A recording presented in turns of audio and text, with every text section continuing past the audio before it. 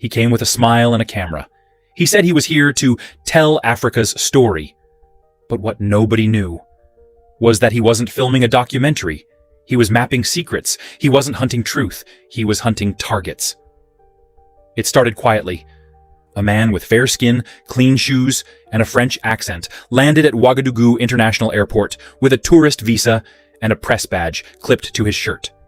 He told customs officials he was a freelance journalist, here to understand Burkina Faso's security challenges and share local voices with the world. He smiled, spoke in fluent French, and said he admired President Ibrahim Traoré's courage. "It's rare to see young African leaders who stand up to the West," he said. People believed him. Why wouldn't they? He acted polite. He offered water to taxi drivers. He handed out pens to school kids. He bought tea in village markets and took pictures of sunsets and goats. But behind the lens of his camera, he was filming something else. Over the next few weeks, the journalist visited places most reporters didn't go. He stayed near military camps, walked near rail lines, and asked local guards about transport routes and mine shipments. When one soldier joked, "You ask more questions than our own commander," the man laughed and replied, "That's how journalists learn." At night, he stayed in a guest house on the edge of the city. Nobody ever saw him drink or party. But they noticed something strange. He made international calls every night, never using local SIM cards. He didn't post his stories online. He didn't tag anyone. He claimed everything would be released in a special European report. And yet, there were no articles, no bylines, no reports published in France. At first, locals thought he was just eccentric. But one night, when he was seen near a restricted radio tower, things changed. Burkina Faso intelligence began to watch quietly. They followed his movements. They cloned his SIM without touching his phone. They logged his emails, texts, and voice messages. What they found was not journalism. It was espionage. And when President Traoré saw the evidence himself, he didn't call for a raid. He did something smarter. He invited the spy to ask his questions directly, on camera, in front of the nation.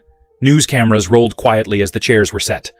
A small press conference had been announced in Ouagadougou, hosted by the office of the presidency. But unlike usual, there were no press kits, no printed questions, no reporters from CNN, BBC, or RFI, just a few hand-picked local journalists. And one name added to the guest list, at the very last minute. Mr. Julien Morel, freelance journalist, France. He arrived alone, dressed in beige trousers, a white shirt, and the same press badge he'd shown at the airport weeks earlier. No tripod, no cameraman, just his shoulder bag, notebook, and a slight smirk on his face. He had no idea what was coming. As he entered the compound, he greeted guards like he belonged there. "I'm here for the president's press briefing," he said confidently. A soldier nodded and pointed him forward. But behind the uniform, the soldier's eyes were watching closely. Inside, the room was quiet. Maybe too quiet. Cameras were already rolling. A microphone stood at the center. There were only 6 chairs for journalists, lined in a half circle. Julien sat down casually, opened his notebook, and looked around. No one smiled at him. No one greeted him. It felt cold. But he brushed it off. He thought it was normal. Maybe they were nervous around a European journalist. Then the door opened, and President Ibrahim Traoré stepped in. Calm, straight-backed, dressed not in a suit, but in his military fatigues. He didn't look tired. He didn't look rushed. He looked ready. Julien stood up and extended his hand. "Mr. President, it's an honor. I was hoping—" Traoré shook his hand firmly and replied, "You've been asking many questions about us, Monsieur Morel. Today, I will answer them. But first, I have a few of my own." Julien blinked. Was this a trap? He smiled nervously, pretending to be relaxed. Of course. That's what interviews are for. But this wasn't going to be a normal interview, because Ibrahim Traoré hadn't invited a journalist. He had invited a spy. And the next few minutes would reveal just how deep the betrayal went. The questions begin. The camera's red light blinked softly. 6 journalists sat in silence, notebooks open, hands still. In the middle stood President Ibrahim Traoré, calm, composed, and holding no papers. Across from him, Julien Morel adjusted his collar. He was used to being in control of interviews, but this time something felt different. Traore wasn't smiling. He wasn't introducing policies or reading statements. He was studying him. "Monsieur Morel," Traore began, "you've been in our country for 23 days, correct?" "Yes, Mr. President," Julian replied, steadying his voice. "I've been gathering stories, filming locals, trying to understand—" "Understand what?" Julian hesitated. The challenges your people face. Security, infrastructure, foreign relations." Traore nodded slowly, then turned to the side. A soldier stepped forward, holding a sealed folder. "You have visited 9 military-adjacent zones," Traore continued. "You have recorded 3 strategic locations, disguised as interviews with guards." Julian blinked. The room got colder. I'm a journalist," he said. "That's what we do. We go where the stories are." Traore stepped closer. "And is it also normal for journalists to send encrypted emails at 2 a.m. to servers registered in Abidjan?" Julian froze.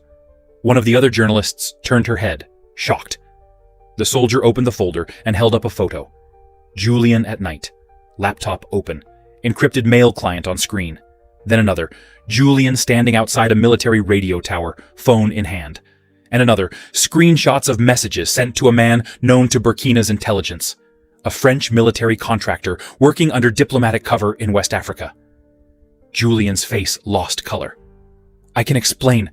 "Please do," Traore said. But Julian had no words.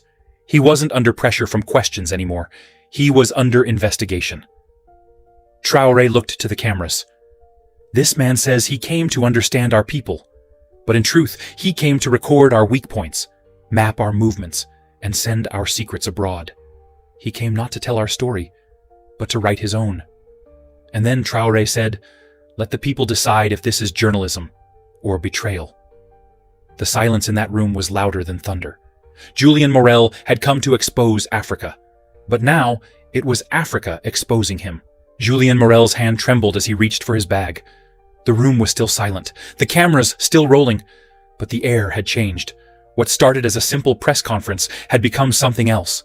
A public trial. A quiet takedown. And he was the target. "Mr. Morel," President Traore said calmly, "do you deny these photos, the messages, the recordings?" Julian opened his mouth, but nothing came out. He was sweating now, not because of the heat, but because the plan, whatever it had been, was falling apart. A second soldier walked in, carrying a black laptop. It was Julian's, confiscated the night before without him even noticing. Traore nodded. The screen was switched on. "Let us show you something," he said to the room. The projector lit up the wall. There it was, a real-time map of Burkina Faso, with pins on oil routes, mine locations, and 2 unmarked military storage depots. "Found in a folder labeled For Review, Côte d'Ivoire Client," Traore said. Gasps echoed around the room. Julian shook his head slowly. "I didn't mean... It was just notes. I didn't send... Then explain this," Traore interrupted. He raised a paper with one printed email. "Target's movements predictable. Palace security, thin near Westgate, can be monitored for future asset placement." Julian's face turned pale. "No, that's not... It's fake. It was sent from your encrypted mail at 2:17 a.m. from a guest house in Zone 3. We don't forge evidence, Monsieur Morel. We collect it." The local journalists stared in disbelief. Some whispered prayers. Others just stared at the white man in the room, who once walked with confidence, now shaking, his lies unraveling thread by thread. He had come here with a plan, but he had underestimated the country. He had underestimated its intelligence. And most of all, he had underestimated the man standing across from him. President Traore walked slowly back to the microphone. He wasn't angry. He didn't shout. He simply looked into the camera and said, "This is what they send us. Not aid, not apologies, but spies with cameras, who call themselves journalists. They think we will smile and stay quiet, but that time is over." Then he turned to Julian one last time. "You came for stories. Now you are the story." And just like that, Traore gave the order, "Escort him out." Two guards stepped forward. Julien Morel didn't resist. He just lowered his head and walked out the way he came in. Only this time, he wasn't holding the camera. He was inside the frame. By sunset, the press room was empty, the cameras were packed, the chairs folded. But the moment that confrontation between President Ibrahim Traoré and Julien Morel had already left the room, it was now everywhere. The first video clip appeared on social media just 1 hour after the event.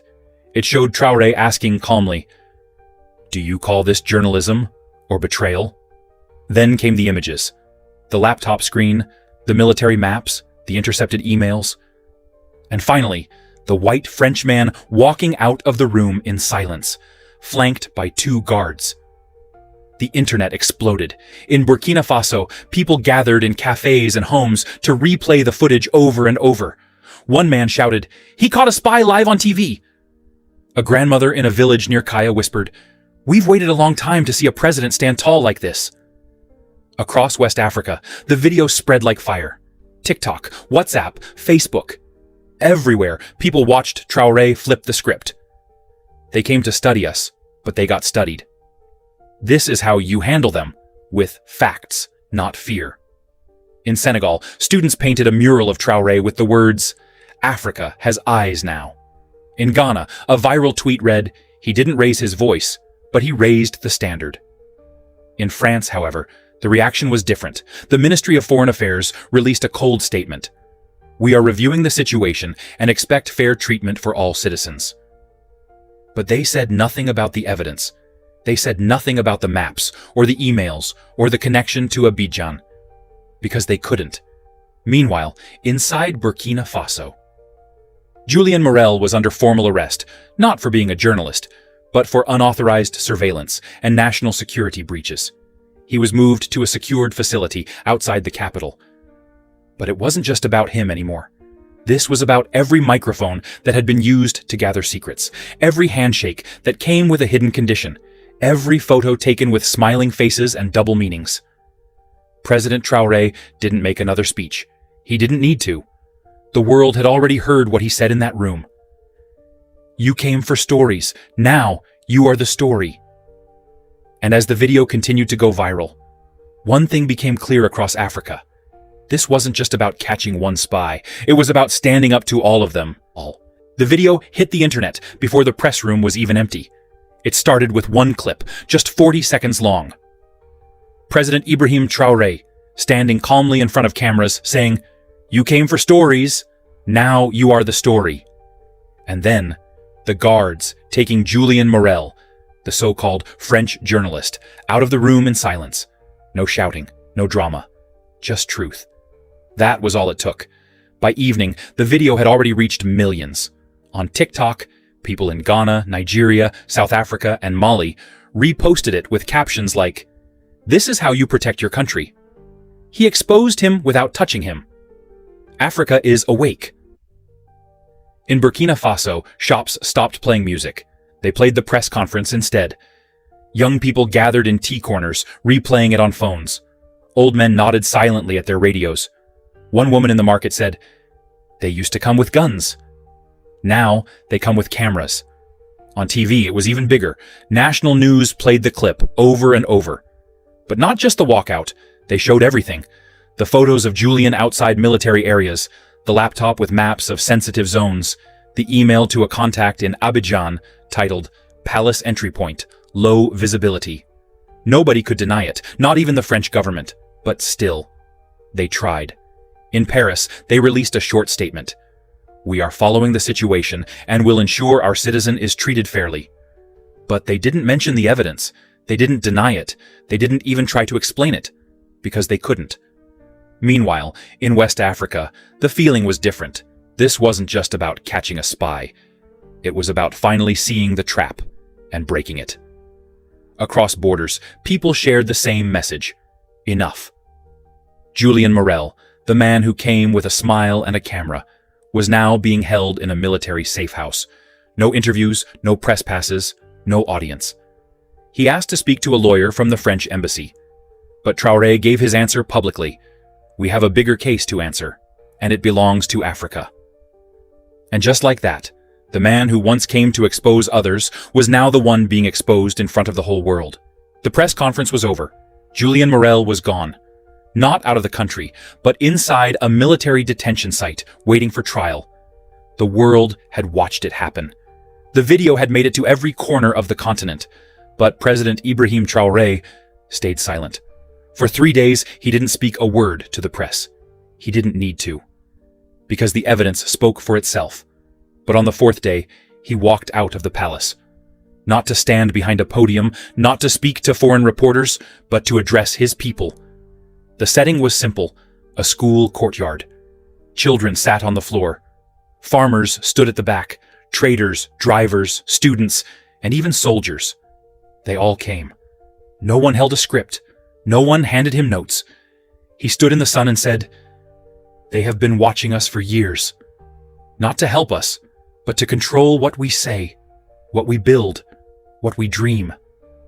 They sent one man with a camera, but it wasn't a camera. It was a weapon pointed at our future." He looked around the crowd and continued, "That man said he was a journalist, but his memory card carried more maps than interviews, more base locations than quotes, more targets than truth. He didn't come to tell our story. He came to steal it." The people stood in silence. Some nodded, some cried. And then he said something that would echo across Africa. "To the next one who tries this, the next man who comes smiling, with soft words and sharp wires hidden in his bag, don't mistake our silence for blindness. We see you now." That one line became a movement. On walls in Ouagadougou, it was painted, "We see you now." In TikTok, videos across Ghana and Nigeria, "We see you now." And in university halls from Dakar to Dar es Salaam, "We see you now." No arrests were made beyond Julian Morel. No embassies were stormed. There was no chaos. Only a quiet message, delivered with calm fire. "You taught us how to hold a camera. Now we know how to aim it back." That's how it ended. No gunfire, no shouting. Just one man caught in his own game, and a continent reminded of its power. Because this time, Africa didn't stay quiet. And this time, the spy became the story.